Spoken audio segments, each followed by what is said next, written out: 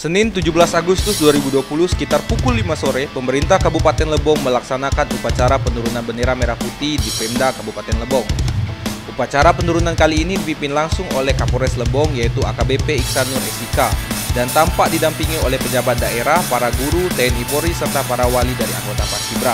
Bendera merah putih diturunkan oleh 3 orang anggota Paskibra yang bertugas pada sore hari ini.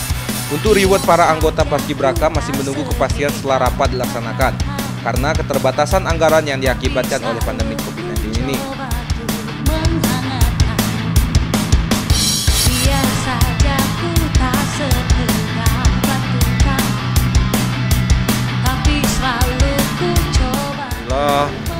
Untuk hari ini kemerdekaan RI yang ke-75, baik pengibaran dan penurunan itu berlangsung dengan khidmat meskipun hanya 3 orang seperti yang surat edaran dari Mensesnek kemarin untuk mematuhi protokol kesehatan.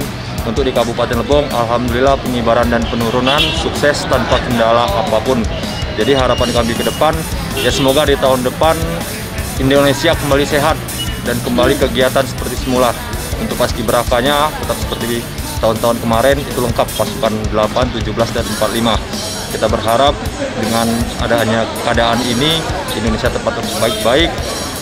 Di ulang tahun yang ke-75 ini, ya sekali merdeka, tetap merdeka. Untuk reward itu masih belum ada anggaran, masih akan dibahas dulu oleh Pak Sekda dan Pak Bupati. Kalau memang ada peluang, itu mungkin masuk di APBDP, di perubahan. Kita berharap juga adik-adik ini hanya 10 orang, alangkah baiknya ada penghargaan khusus dari pemerintah daerah.